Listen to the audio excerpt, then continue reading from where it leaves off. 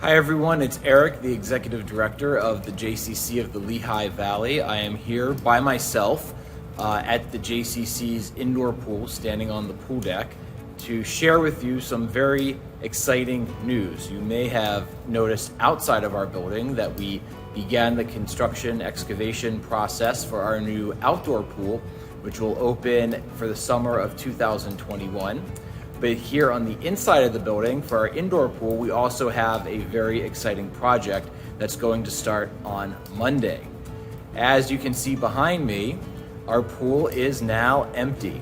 That's right, we drained the pool in preparation for a major renovation and restoration project. Although on the pool deck up top, our pool still looks phenomenal. It's clean, the water is pristine. Our staff and our lifeguards do such an amazing job caring for our 62-year-old pool. The underside of the pool, where the plumbing is and where all the mechanical systems are, tell a different tale. I'm going to take you down there to take a look at it, to see what's going on, and to tell you about the upgrades that we'll be making in the near future. Let's go take a look. All right, so now we are in the belly of the beast, where the magic happens for our wonderful swimming pool. We are standing underneath the pool deck. Behind me, that's the wall for the deep end of the pool. And this is where all of the mechanical systems for the pool are housed, like the pump, the filter, the heat exchanger, the balancing tank, everything that makes our pool go. One of the interesting things about our pool is that you can actually walk all the way around it underneath the pool deck. You can see all of the pipes, they're all exposed, which is really interesting. They wouldn't probably build a pool like that nowadays. And one thing that you'll see, what I'll show you, is that everything is pretty much original. So let's see, I'm gonna flip my cap, and here you can see what's going on underneath the pool. Some of our systems are better than others. Some, like this valve you see in the middle, is so old that no one even really knows what it does, and you can see old plumbing hooked up to newer plumbing.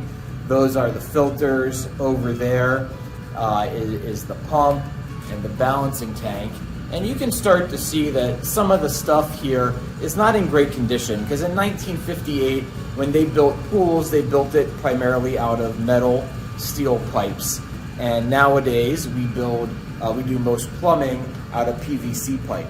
Metal pipe oxidizes and corrodes, as we can see has happened with many of our pipes over the years, especially when they're filled with chlorine, which we use to sanitize our pool, and chlorine is an aggressive corrosive.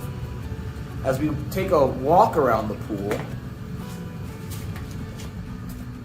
we see that many of the pipes are not in very good condition. Here's one example of a pipe that has oxidized so much that water was now actively dripping out of it. And as we go down, there are many pipes that are in a similar condition. In fact, most of the pipes are in a similar condition and have been that way actually for probably 2 or 3 decades now, and have just been getting worse and worse. So the project that we're going to be doing will actually be removing all of these steel pipes from the underside of the pool all the way around. They will actually cut through the concrete to bore out these old pipes, and then patch in new modern PVC pipes that should last for many years to come without the issues that we had with these metal pipes. They will also be replacing our filters with the latest and greatest filter technology, our pump with one that's more efficient, and our balancing tank with a system that will better enable us to maintain the water level in the pool without wasting water, and which I know all of our swimmers will be very excited about. Over here in this mechanical room, they'll be replacing this extremely old heat exchanger with a new one that will really allow us to dial in the temperature. Right now, the temperature for the pool is controlled by this dial, which doesn't even have temperature markings on it. It's very difficult to maintain a steady heat level. The new one will be fully automated. So we are very excited about these upgrades, which are going to keep our pool trouble-free for the next 2 or maybe 3 decades, as long as we're in this building. We had originally scheduled these repairs to take place in the late winter or early spring, But with the governor's order last week requiring us to close our indoor recreational facilities through January 4th, we were able to work with our renovation company that's doing the work, and they were able to fast track the project and start with 1 week's notice. So it's about a 4-week project, and about half of those 4 weeks will be during this period of time when we are required by the state to be closed anyway. We are targeting a reopening date of mid-January. That's better than being closed for what we had planned for 4 weeks additional time in March or April when we originally scheduled the project.